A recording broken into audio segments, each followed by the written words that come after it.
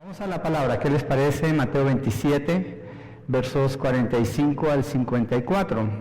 Mateo 27, versos 45 al 54. El título que le he dado a este mensaje es La obediencia del Hijo y el testimonio del Padre. La obediencia del Hijo y el testimonio del Padre. Y voy a leer el texto a medida que vaya presentándolo. Sí, antes de entrar a leerlo todo, ¿qué tal si le pedimos al Señor que nos ayude a entender? La palabra la leemos, ya la revelación está allí, pero dependemos del Espíritu Santo para tener iluminación y entender qué es lo que dice y cómo aplica a nuestras vidas. Entonces pidámosle al Señor. Padre, oramos pidiéndote que nos ayudes a entender lo que encontramos en esta narrativa de Mateo 27. Abre nuestros ojos espirituales, abre nuestros oídos, Señor, y ayúdanos a comprender la significancia de este evento y el impacto que tiene sobre la vida del creyente y lo que significa para caminar, Señor, a la luz de esta verdad. Te lo rogamos, Señor, y pido que me ayudes a mí a estar bajo la autoridad de tu palabra, honrando, Señor, la razón por la cual está este púlpito aquí, para que tu palabra sea expuesta fielmente, Señor, de una manera honrosa para ti. Gracias, Padre, en el nombre de Jesucristo. Amén y amén. En esta porción donde Mateo está narrando las últimas horas de la muerte del Señor Jesucristo, es la culminación de su misión como el Hijo de Dios, como Dios hombre, antes de que regresara a la gloria que había dejado para venir aquí a la tierra en forma de hombre. Entonces, son las 3 últimas horas que está pasando el Señor Jesucristo en la cruz, la parte que vamos a ver. Lo vamos a ver en 4 partes, en 4 puntos. Y es mi fe que al escuchar este mensaje, al estudiar esta porción, aumente nuestra confianza en Dios, en la soberanía del Señor, aún al punto de su muerte.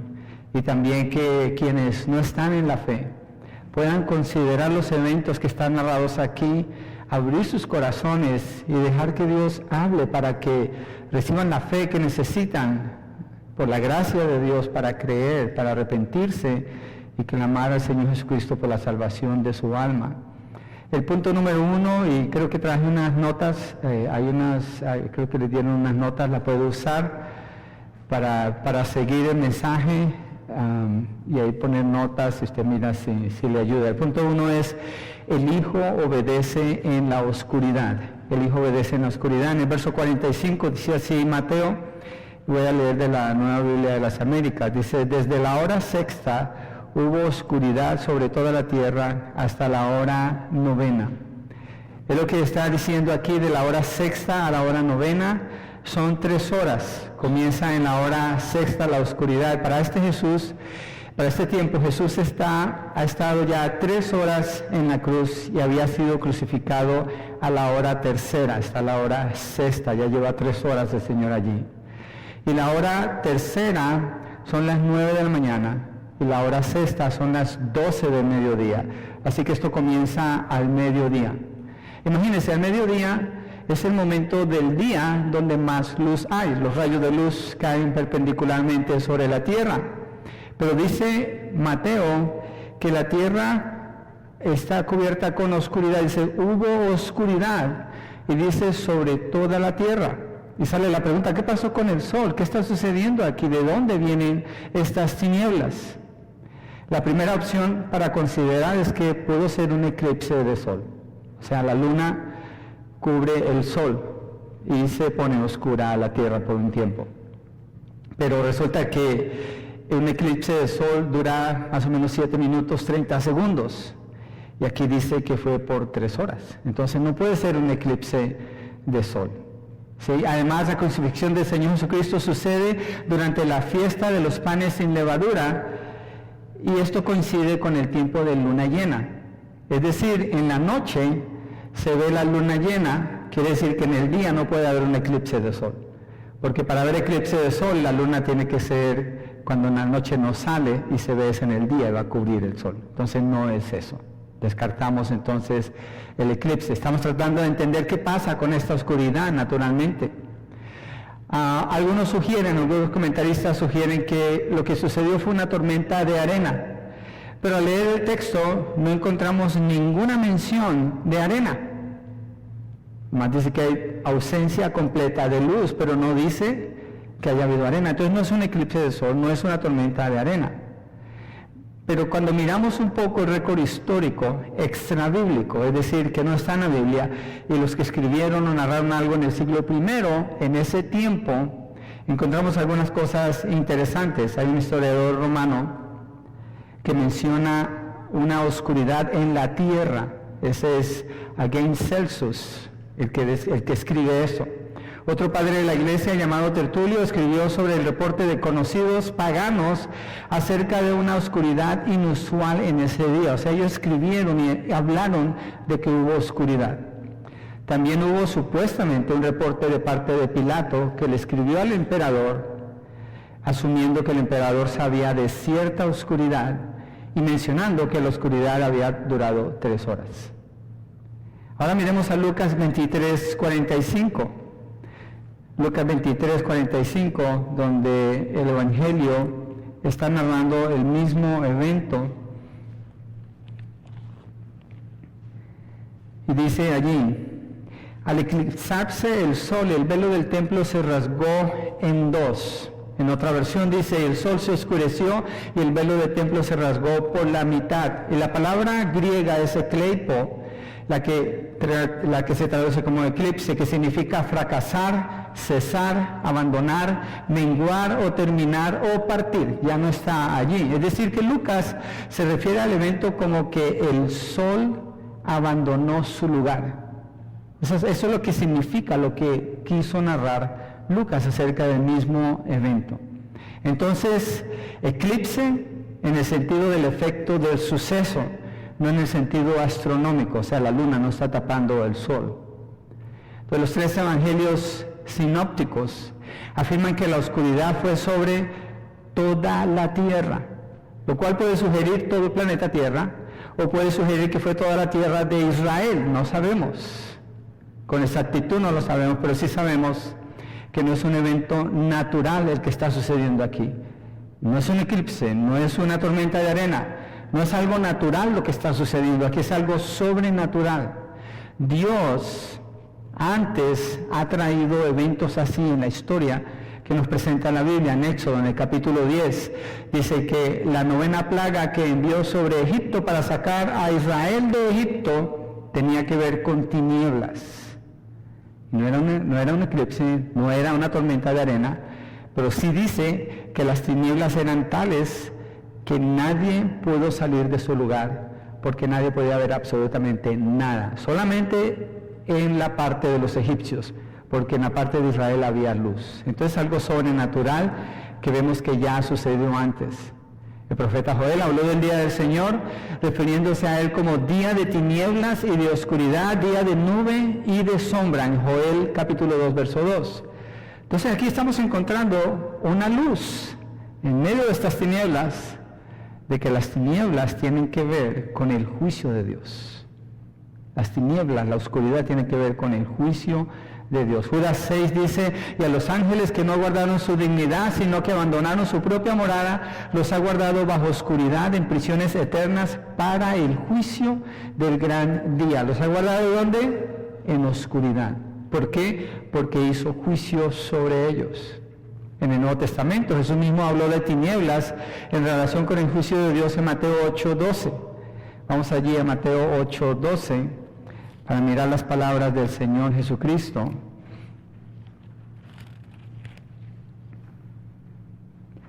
Donde dice: pero los hijos del reino serán arrojados a las tinieblas de afuera.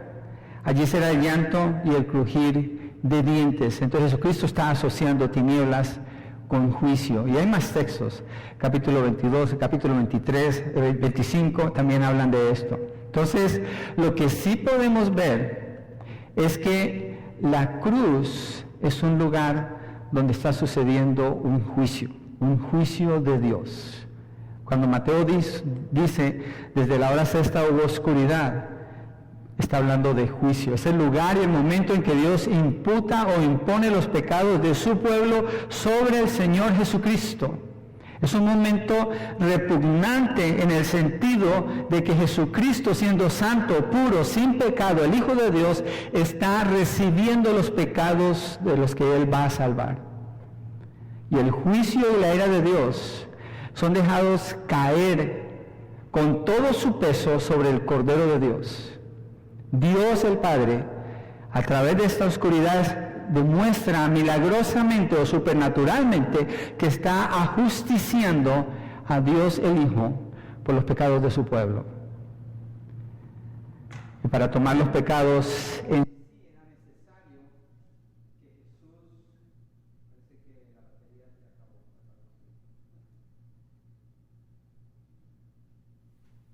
y está parpadeando, parece que está pidiendo baterías. ¿Qué hago? ¿Sigo? ¿Espero las baterías? ¿Cómo hacen en estos casos? Me tomo un poquito de agua y ahorita continuamos.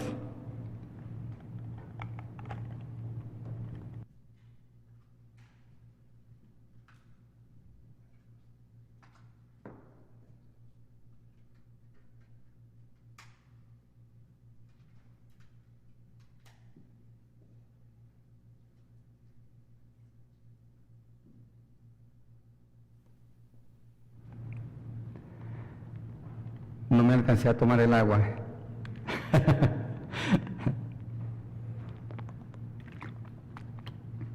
Entonces, para que Jesús tomara los pecados sobre él, era necesario que hubiera maldición sobre él. Mira lo que dice Gálatas 3:13. Gálatas 3:13. Entonces estamos enfocados en la parte de la oscuridad que cayó sobre ese lugar cuando Jesucristo está en la cruz. Entonces Gálatas 3:13 dice que Cristo nos redimió de la maldición de la ley, hecho por nosotros maldición, porque está escrito, maldito todo el que es colgado en un madero.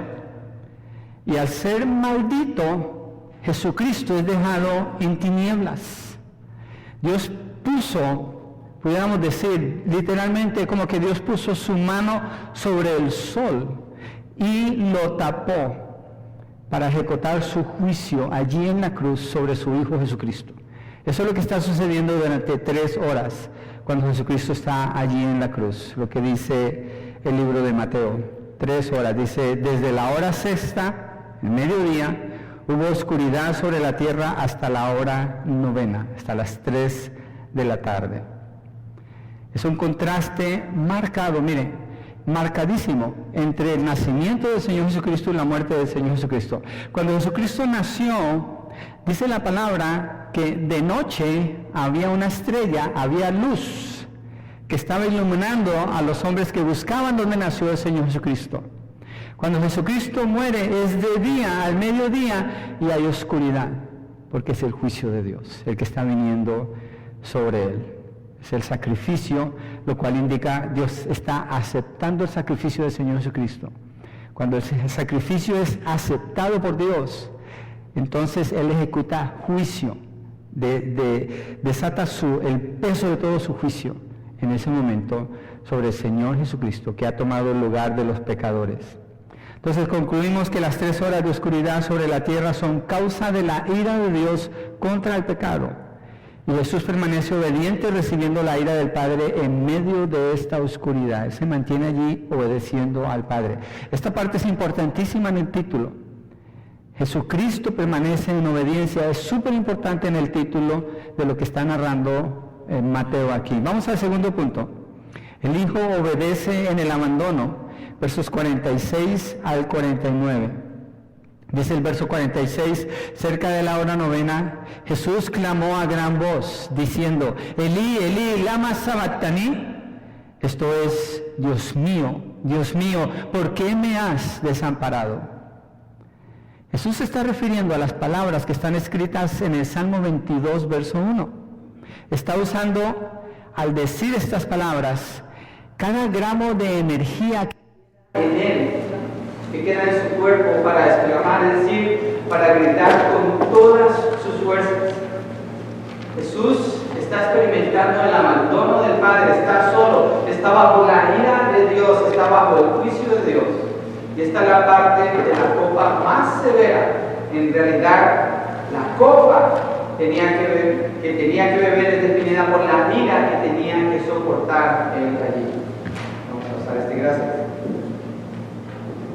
El otro sacó la mano. Se asustó con la oscuridad que estamos hablando aquí, no quiso estar aquí. Entonces Jesucristo está tomando la copa y la parte de la copa es esa. Está definida por la ira que tenía que soportar, el juicio, la separación, la oscuridad, la soledad absoluta, sin ninguna muestra de compasión, sin ningún tipo de apoyo o de ayuda que le sustente. Jesús está solo, solitario, y clama: Dios mío, ¿por qué me has abandonado? Pero si Dios no hubiera abandonado, hubiera tenido que abandonarnos a nosotros.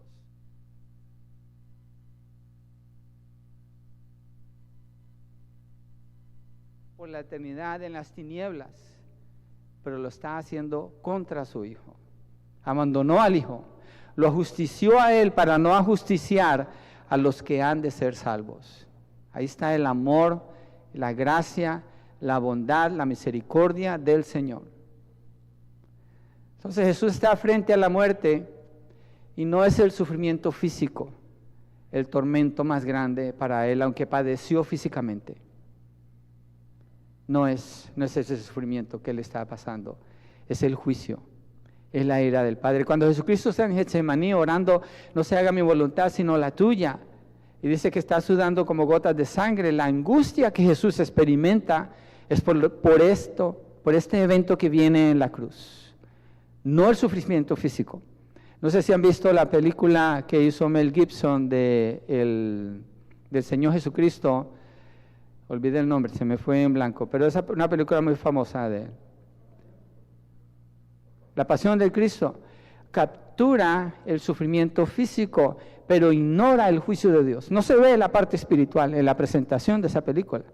Es una película que no representa la realidad de la muerte de Jesús, porque solamente está mostrando algo físico, pero no hace honor a lo que está narrando, por ejemplo, Mateo aquí, cuando habla de la oscuridad y cuando habla del abandono que el Señor Jesucristo está teniendo. Tenemos que ir a las Escrituras para encontrar esto. Él está tomando la copa, el abandono de Dios, está tomando eso en la copa. Esa es la copa que el diablo trató de impedir que tomara cuando lo tentó en el desierto. Y también trató de que no la tomara para que no muriera este tipo de cruz, sino otro tipo, para que no muriera este tipo de muerte en la cruz, sino otro tipo de muerte. Él trató de matarlo en otras ocasiones, pero no era como Dios había destinado que sucediera. El plan de Dios se está aquí llevando a perfección. Mira algo importantísimo. Al meditar en la cruz, Jesucristo no llegó a la cruz como una víctima.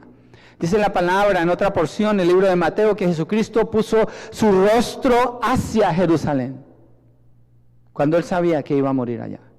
Él no evitó llegar a Jerusalén. Él no llegó y de repente se vio atrapado en el tumulto y terminó en la cruz. Él voluntariamente estaba caminando allá porque para eso vino. Ese era su propósito al haber tomado la forma de hombre. Y allí está Jesús, el que nunca pecó, sufriendo la condena del pecador, el inocente siendo tratado como culpable y sufriendo el juicio, la oscuridad y el abandono total. Dios no está presente donde está el pecado. En Dios no hay maldad. Dice Habacuc 1:13, muy limpio eres de ojos para ver el mal.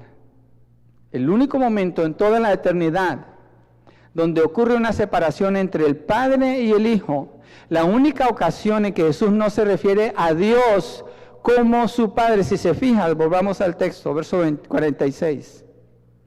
Alrededor de la hora novena, Jesús exclamó a gran voz diciendo: Elí, Elí, lema sabactani. Esto es: Dios mío, ¿por qué me has abandonado? La única escritura que encontramos que Jesucristo no se refiere al Padre como el Padre, sino que dice Dios mío. Isaías 53:5 dice, mas Él herido fue por nuestras rebeliones, molido por nuestros pecados. El castigo de nuestra paz fue sobre Él y por su llaga fuimos nosotros curados. El Padre lo abandonó porque Jesucristo había tomado nuestros pecados. Es algo milagroso, algo sobrenatural lo que está sucediendo en este momento. Podemos hablar de esto, podemos comentar, pero no tenemos la manera suficiente para nosotros explicar lo que está sucediendo aquí. Necesitamos fe para creer en esto. En 2 Corintios 5:21 dice, el que no conoció pecado por nosotros lo hizo pecado para que nosotros fuésemos hechos justicia de Dios en él. En 1 Juan 4:10 dice, en esto consiste el amor, no en que nosotros hayamos amado a Dios, sino en que Él nos amó a nosotros y envió a su Hijo en propiciación por nuestros pecados, en lugar nuestro. Mateo 20:28 dice que vino para dar su vida en rescate por muchos. Es afirmado una y otra vez la razón por la cual el Señor Jesucristo vino, y esa es la razón por la cual Él está allí en la cruz. Jesucristo no vino para ser un buen ejemplo. Jesucristo vino para hacer el sacrificio efectivo por los pecados. Y al hacerse hombre, Él sufrió una separación, primeramente, una separación con el Padre, porque está en la gloria desde la eternidad. El Padre, el Hijo y el Espíritu Santo, pero Jesucristo se despoja de su gloria y viene a la tierra como hombre. Hay una separación que sucede allí, porque ya no está cara a cara con el Padre. En Juan 17:5 dice que Jesús oraba, Padre, glorifícame tú al lado tuyo con aquella gloria que tuve contigo antes que el mundo fuese. Estoy refiriendo a estas escrituras porque el punto que estamos viendo es el abandono que él sufre de parte del Padre. Entonces hubo una separación de antes, pero no así. Y aunque en la cruz, en el momento de la separación, no hubo una separación en esencia, es decir, Él no dejó de ser el Hijo, pero por unos momentos cesó de tener comunión, intimidad normal como hijo que tenía con el Padre. Se cortó en ese momento. Es algo misterioso, pero es algo que sucedió y la palabra nos deja ver que así sucedió. Es como un niño que se porta rebelde y por unos momentos no puede disfrutar del amor y la cercanía de su padre y es puesto en el rincón. Está bajo un castigo por su maldad y tiene que esperar. Jesús no cometió maldad, pero está siendo castigado por la maldad que ha tomado de nosotros sobre Él, el pecado de muchos. Y lo horrendo y detestable del pecado está completamente sobre Jesús. Y el Padre lo ha abandonado. Ha traído oscuridad porque hay juicio y lo ha abandonado en ese momento. Porque cuando Jesucristo dice, Dios mío, ¿por qué me has abandonado? No es algo poético, no es algo ilustrativo. Jesucristo está hablando la verdad en ese momento. Hay un abandono de magnitud cósmico, algo inimaginable para nosotros. El pecado está en el inocente, el ser santo que descendió del cielo despojando de su gloria para vivir como hombre, llegar aquí a la cruz para morir por el pecador. Verso 47, dice allí, algunos de los que estaban allí decían al oírlo, a Elías llama a este. Escuchan el clamor del Señor. Jesús no dijo simplemente, Elí, Elí, lama sabactani. Él no dijo, Elí, Elí, lama sabactani. Él gritó, lo cual indica que los que están allí están escuchando lo que Jesucristo dice. Ellos saben lo que Él dijo. Mire el verso 48, y al instante corriendo uno de ellos tomó una esponja y la empapó en vinagre y poniéndola en una caña le dio a beber. Probablemente pudo ser un soldado quien hizo esto. Y la altura de la cruz en realidad no es como muestran las películas, muchas películas, que es algo súper alto. No era tan alto. No era tan alto cuando estaba. Porque dice que muchos pasaban y se burlaban de él, y más adelante lo vamos a ver. Y las cañas que usaban con el hisopo para ponerle el vinagre no eran tan largas tampoco. Juan 19:28 dice, después de esto, sabiendo Jesús que ya todo estaba consumado, dijo, para para que la escritura se cumpliese, tengo sed. Ese vinagre que menciona Mateo era un tipo de vino barato para calmar la sed. Era un vino barato diluido con agua y lo que hacía era calmaban la sed. Era el vino que tomaban los jornaleros, los soldados, y como tenía más agua que vino, era usado para eso. Era un gesto de compasión, darle el vinagre, que en realidad solo prolongaría más el sufrimiento, es lo que haría. Pero los que están alrededor, aquí vemos la compasión que hubo en esta persona, pero los que están alrededor no pierden la oportunidad para burlarse aún más de Jesús y dicen, verso 49, recordemos, Dios ha abandonado al Hijo. Verso 49, pero los otros decían, veamos si viene Elías a librarle. Ni siquiera, mire lo que está sucediendo aquí, esto es en estas 3 horas de tinieblas, hay tinieblas. Ellos escuchan el clamor del Señor Jesucristo. Ellos están siendo testigos de lo milagroso del evento, de lo sobrenatural, y más sin embargo, escogen burlarse. Me hace recordar la narrativa que está en el libro de Génesis cuando está Lot en Sodoma y el ángel o los ángeles hieren con ceguera a los hombres que quieren venir y tomarlos a ellos. Y aunque están están con ceguera, heridos con ceguera, el pecado los sobrecoge tanto que están tanteando las puertas y el piso y quieren entrar todavía, no se detienen a pesar del juicio que recibieron en ese momento. Así es aquí, delante del Señor Jesucristo. Seguramente tienen antorchas para poder ver y se están burlando de Él. Pero Jesucristo allí permanece, obediente en medio de la oscuridad y obediente ahora en el abandono. Tercero, el Hijo obedece hasta la muerte, verso 50. Mas Jesús, habiendo otra vez clamado a gran voz, entregó el Espíritu. Jesús está bajo una presión tal que se cree que ningún ser humano pudiera soportar lo que Jesús está soportando en la cruz. Humanamente, físicamente, se cree que no era posible. ¿Por qué Él sí lo está soportando? Jesucristo no tenía ningún tipo de enfermedad, no tenía ningún tipo de aflicción, ningún tipo de debilidad. Jesucristo es el segundo Adán. No está tocado por el pecado, está en una condición física que ningún ser humano ha experimentado, aparte de Adán, hasta que cayó en su pecado. Y Jesús clama otra vez, no es un quejido, no es un lamento, es una exclamación de llegar a la meta establecida. Jesús no está desvanecido a este punto, Él no está desmayado, por eso le digo, estas películas no hacen honor a lo que está sucediendo en el texto, no lo representa.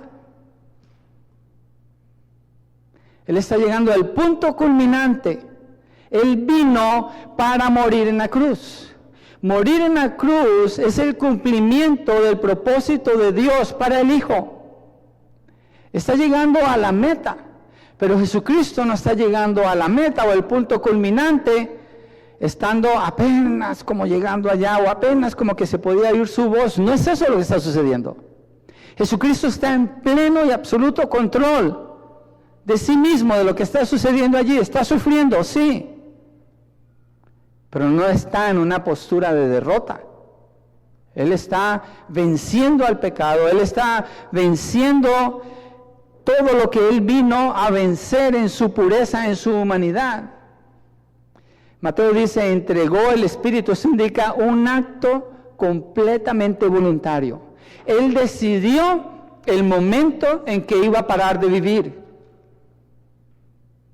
En Lucas dice, en tus manos encomiendo mi espíritu. Es una declaración con autoridad y un acto de voluntad.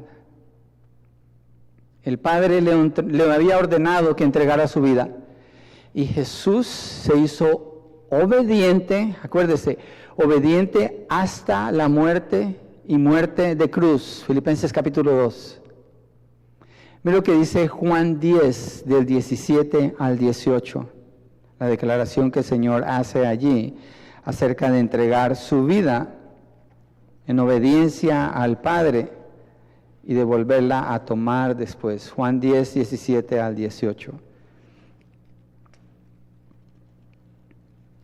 Dice, por eso el Padre me ama porque yo doy mi vida. Voy a leerlo de nuevo. Por eso el Padre me ama porque yo doy mi vida para tomarla de nuevo. Verso 18, nadie me la quita, sino que yo la doy de mi propia voluntad. Tengo autoridad para darla y tengo autoridad para tomarla de nuevo. Este mandamiento recibí de mi Padre. Jesucristo, cuando está en la cruz, está obedeciendo ese mandamiento del Padre para Él entregar su vida, para Él decidir el momento en que Él va a entregar su espíritu y va a parar de vivir humanamente aquí en la tierra. Obedeció en todo al Padre, aún en el momento de su muerte, entregando de forma voluntaria su vida. Jesús está en la cruz frente a la muerte y voluntariamente decide entrar en esta esfera al haber completado la obra que el Padre le encomendó, de tomar los pecados de muchos y entregar su vida como sacrificio para el perdón de los pecados de los que crean en Él. Nadie pudiera haber llegado a ese punto con la energía que Jesucristo todavía tiene. Recuerden, Jesucristo no está tirado allí. Él está en su plena conciencia de todo lo que está sucediendo, claramente en su voluntad, entregando su espíritu. Jesús, clamando otra vez a gran voz, exhaló el espíritu o entregó el espíritu. Jesús no fue un buen ejemplo. No era un hombre común y corriente que estaba llegando a la cruz. No era como otro hombre, en el sentido de hueso y carne, sí, pero no en el sentido como otro hombre. Él es el Hijo de Dios, el Mesías, el Rey de Israel, es el que está allí en la cruz. Él está venciendo en ese momento. Él está venciendo voluntariamente, tomando la ira de Dios, el abandono del Señor, habiendo vivido la injusticia que hicieron con Él, con 3 o 4 juicios que hicieron en la noche, injustamente, las acusaciones, la traición, el abandono de todos sus amigos.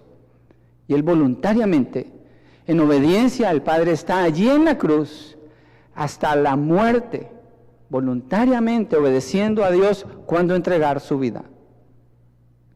Él no se quitó la vida, la entregó voluntariamente. Decidió cuándo dejar de vivir y así lo hizo, para 3 días después volverla a tomar y levantarse de los muertos. El autor de la vida deja de vivir para confrontar al último enemigo. Hay otro enemigo que confrontar, la muerte. Jesucristo está venciendo el pecado. Ya venció a Satanás, venció a los demonios, venció a las enfermedades, demostró tener autoridad sobre las aguas, sobre todo tipo de enfermedades. Aquí está demostrando su poder y su autoridad para vencer el pecado y se enfrenta a la muerte misma cuando Él entrega su vida. Ha permanecido obediente al Padre en la oscuridad. Ha permanecido obediente cuando ha sido abandonado por el Padre, hasta cumplir con el propósito de pagar por los pecados, y permanece obediente hasta la muerte, entregando su vida como un sacrificio aceptable a Dios. 4, el Padre testifica con eventos milagrosos. Ahora cambia la narrativa. Hasta ese momento estamos viendo lo que Mateo narra acerca de la vida del Señor Jesucristo, sus últimas 3 horas, los eventos que están sucediendo. Ahora cambia. Y aquí se manifiestan eventos milagrosos del Padre que testifican que lo que acaba de suceder es su plan, es su propósito, y lo está afirmando o sellando con estos eventos allí en la cruz. Versos 51 al 54, en el verso 51, en la primera parte, vamos a ver el milagro del velo. Verso 51 dice, y he aquí el velo del templo se rasgó en 2 de arriba a abajo. El velo separaba el lugar santo del lugar santísimo en el templo. El lugar santísimo es donde descendía la presencia de Dios en forma de nube cuando se presentaba un sacrificio sobre el propiciatorio. El propiciatorio es la tapa que cubre el arca del pacto, todo cubierto de oro. Y el sacerdote entraba una vez al año y rociaba sangre allí. Eso era propicio a Dios, por eso se llama propiciatorio. Entonces Dios aceptaba el sacrificio cuando rociaban la sangre allí y descendía su presencia para estar en medio de su pueblo Israel. Y era necesario tener sacerdotes, era necesario tener sacrificios, era necesario tener el templo. Todo esto lo había ordenado Dios en Levítico y era una sombra que apuntaba a la venida del Señor Jesucristo y a su muerte en la cruz. Esos sacrificios no quitaban los pecados, los cubrían, pero apuntaban a la venida del Salvador que los iba a quitar de manera permanente. Entonces el velo, que es una tela gruesa, pesada, de color azul, está separando el lugar santo del lugar santísimo, y cuando Jesucristo entrega su Espíritu, Dios milagrosamente hace que se rasgue ese velo de arriba a abajo, se rasga completamente. Se quita la separación, se quita la cortina, queda abierto completamente el lugar santísimo para la entrada de aquellos que son perdonados por el sacrificio de Cristo, aboliendo así la necesidad de los sacerdotes, la necesidad de los sacrificios, aún la necesidad del templo.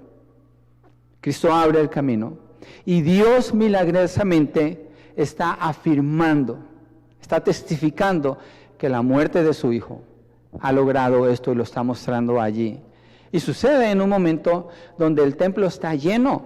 Es una de las fiestas principales que ellos están celebrando. Es una fiesta de fiestas. Está lleno el templo. Están todos los sacerdotes allí. Así que Dios lo da a conocer abiertamente. El precio por el pecado, entonces, se pagó en su totalidad. En su totalidad. Quedaron abolidos los sacerdotes, la necesidad de sacrificio. Todos los que van a Dios en el nombre de Jesús tienen ahora entrada directa ante su trono. Mira lo que dice Hebreos 4, versos 15 al 16. Un texto precioso que habla acerca de la invitación a acercarse a Dios y se refiere al Señor Jesucristo como el centro o el medio que lo hace posible. Verso 15 a 16 de Hebreos dice: porque no tenemos un sumo sacerdote que no pueda compadecerse de nuestras debilidades, sino uno que fue tentado en todo según nuestra semejanza, pero sin pecado. Verso 16 dice: acerquémonos, pues, confiadamente al trono de la gracia, para alcanzar misericordia y hallar gracia para el oportuno socorro. Entonces esa ruptura del velo indica que el camino quedó abierto para milagrosamente ir con Dios. Todo sistema religioso queda obsoleto, toda la ley queda cumplida por el Señor Jesucristo. Más adelante, no solo sucede esto, pero el Señor Jesucristo profetiza, o más atrás, antes de su muerte, él ha profetizado que más adelante este templo va a ser destruido. En el año 70 sucedió. Entonces Dios sigue testificando. En el milagro del temblor, verso 51, la segunda parte del verso 51 en Mateo 27. Dice: la tierra tembló y las rocas se partieron. De manera sobrenatural hay un temblor, se parten las rocas. Dios sigue manifestando de forma poderosa y milagrosa que el que murió en la cruz fue su Hijo y sacude la tierra. Éxodo 19:18 dice que cuando Dios le va a dar la ley a Israel, el monte se estremecía con violencia cuando Dios desciende sobre el monte Sinaí. Dios está presente en ese momento, sacudiendo la tierra, quebrando las rocas, atestiguando a favor del sacrificio de su Hijo Jesucristo. Ahora miremos el milagro de la resurrección, versos 52 y 53. Dice que se abrieron los sepulcros y muchos cuerpos de santos que habían dormido se levantaron y salieron de los sepulcros después de la resurrección de él.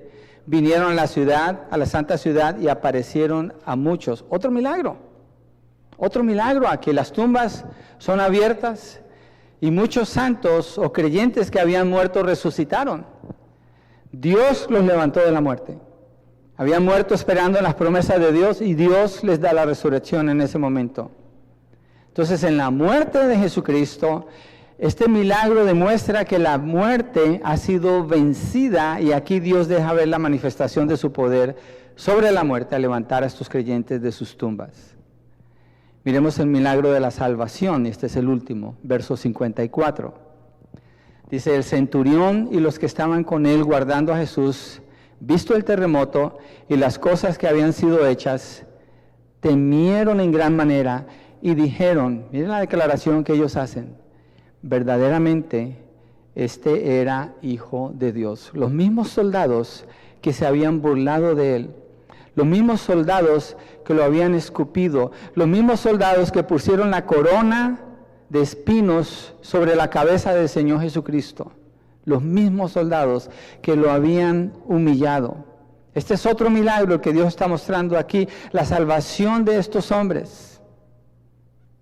Cuando dicen verdaderamente este era Hijo de Dios. El pueblo de Israel tenía el conocimiento de quién era el Mesías, tenían las profetas, las profecías, tenían la evidencia de los milagros, pero decidieron no creer. Pero estos hombres que eran paganos, idólatras, ven el testimonio de Dios en la manifestación de estos milagros y sin ningún conocimiento previo, sin ninguna profecía, sin ninguna información, sin ninguna preparación, se postran allí declarando que este es el Hijo de Dios. Ellos creen. Entendieron que Jesús era quien había declarado ser el Hijo de Dios. La santidad de Dios era obvio para los soldados. Para todos lados era obvio, pero los soldados son los únicos que quieren ver esto y creen. Y responden con sus corazones rendidos al Señor.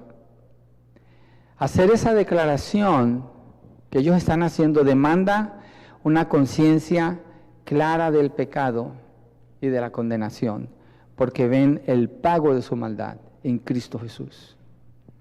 Y no se detuvieron, sino que públicamente declararon creer en el Hijo de Dios. Habían escuchado de los judíos esta declaración en forma de acusación para condenar al Señor Jesucristo. Pero han llegado a la conclusión que sí, verdaderamente Jesús es el Hijo de Dios.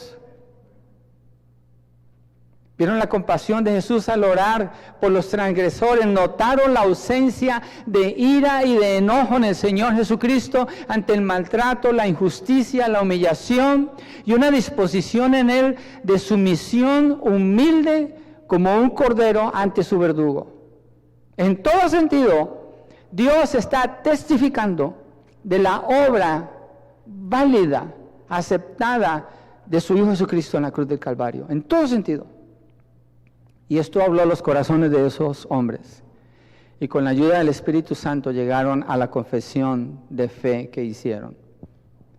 1 Corintios 12:3 dice, por tanto os hago saber que nadie, hablando por el Espíritu de Dios, dice Jesús es anatema.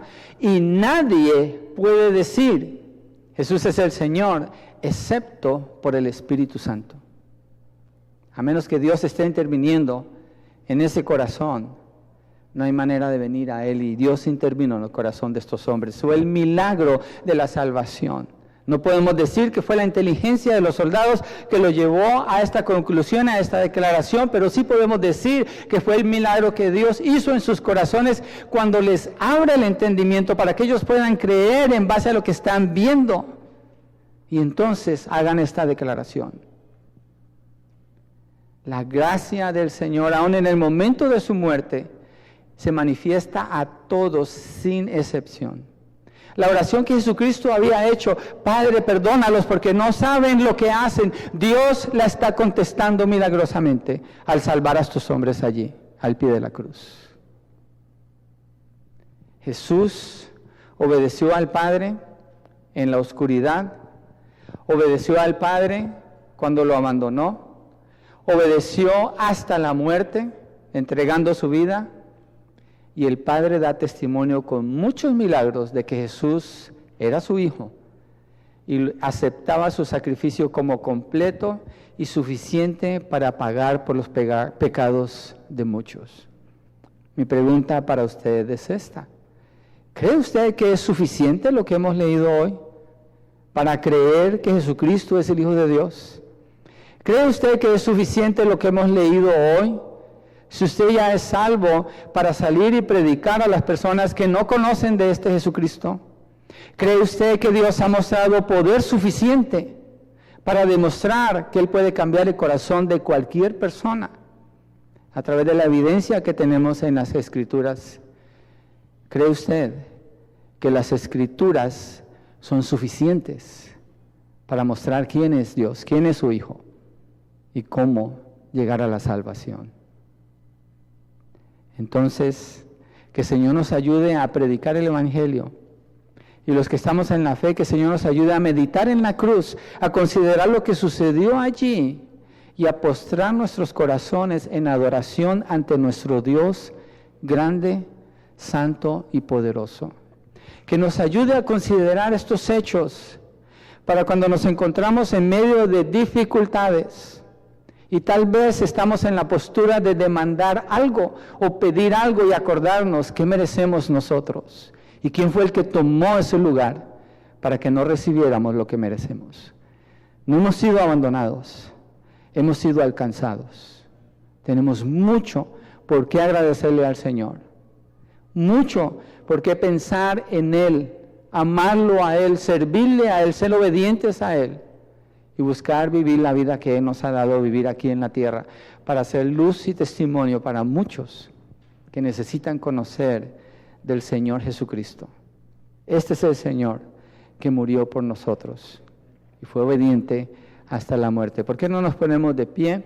Hacemos una oración para cerrar así este mensaje. Señor, gracias, gracias, y pudiéramos toda la vida estar diciendo gracias, y lo haremos, Señor, por lo que tú hiciste, Cristo Jesús.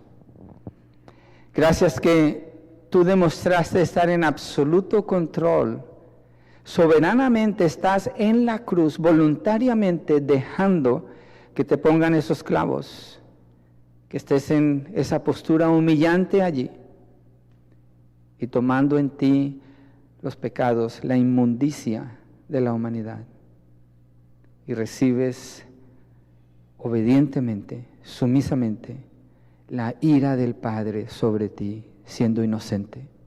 El castigo, el juicio, la oscuridad que nosotros merecíamos, el abandono en el que debiéramos de estar, pero tú lo estás recibiendo allí, Señor. Gracias, Cristo. Gracias, Señor, por tu obra maravillosa. Perdónanos cuando no meditamos lo suficiente en lo que significa tu muerte en la cruz. Perdónanos, Señor, y ayúdanos a apreciar el valor de tu obra, Señor, que es infinito para nosotros. Gracias. No entendemos tanto amor, Señor, no entendemos todos estos milagros, pero creemos que son verdad cada uno de ellos. Creemos que tu testimonio es real, creemos que este es un evento histórico y verídico el que acabamos de leer. Lo creemos, Señor, y abrimos el corazón para regocijarnos en esto con gratitud delante de ti, Padre, y disfrutar esta libertad que ahora tenemos. Somos libres en Cristo, no hay acusación para nosotros, no hay condenación. Somos libres y somos invitados para venir confiadamente ante el trono de la gracia. Señor, oramos por las personas que no son salvas. Si hay alguien aquí que no está en Cristo, este es el Cristo, este es el sacrificio. No hay otro. Es imposible de otra manera. Es la única manera. Jesucristo dijo, yo soy el camino, la verdad y la vida. Y oramos, Señor, por una apertura en el corazón de quien no está en Cristo, para que crea lo que acaba de oír, confiese sus pecados delante de ti y te proclame como Señor y Dios, como hicieron estos soldados. Oramos por ese milagro, Señor, y oramos que nos uses como iglesia, como hermanos en la fe, para salir y hablar de este Cristo al que servimos, el Hijo de Dios, que murió y resucitó de entre los muertos. Gracias, Padre, gracias, Señor, en el nombre de Jesucristo. Amén y amén. Dios les bendiga.